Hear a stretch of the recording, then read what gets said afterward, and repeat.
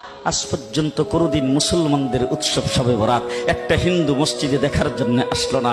মুসলমানদের উৎসব শবে কদর একটা হিন্দু কোনোদিন চাওয়ার জন্য আসলো না। মুসলমানদের উৎসব রমজান মাসের রোজা একটা হিন্দু কোনোদিন তোমার সাথে সমাজ করার জন্য রাখলো না।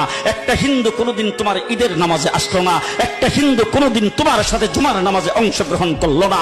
তোমাকে দেখার জন্য পর্যন্ত আসলো না। তার কারণ হলো হিন্দুরা মনে করে এটা মুসলমানের উৎসব, আর তুমি মুসলমান হইয়া হিন্দুর দুর্গা পূজায় কিভাবে গেলা? তোমার কি হয়ে গেল? তোমার কি লজ্জা শরম তুমি ধুয়ে ফেলে দিয়েছো? তোমার কি কোনো লজ্জা শরম নাই? লজ্জা শরম নাই? আবার কি সুন্দর বলতেছ, ধর্ম যার যার উৎসব সবাই। হাই হাই হাই, ও মুসলমান যুবকেরা ভালো করে শোনো, ধর্ম যার যার উৎসব সবার, তাইলে বিয়া যার যার বউ তো সবার। জি, বিয়ে যার যার বউ সবার, পুষ্কুনি যার যার মাস সবার, গাছ যার যার ফল সবার, ক্ষেত যার যার ফসল সবার, দোকান যার যার মাল সবার।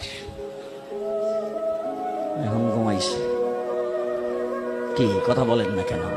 তাহলে আমার দোকানের মাল যদি আমার হয়, আমার ক্ষেতের ফসল যদি আমার হয়, আমার গাছের ফল যদি আমার হয়, আমার গাছের নারিকেল যদি আমার হয়, আমি বিয়ে করলে বউ যদি আমার হয়, মুসলমান আমার পুষ্কুনির মাস যদি আমার হয়, তাইলে ধর্ম যার উৎসব তার।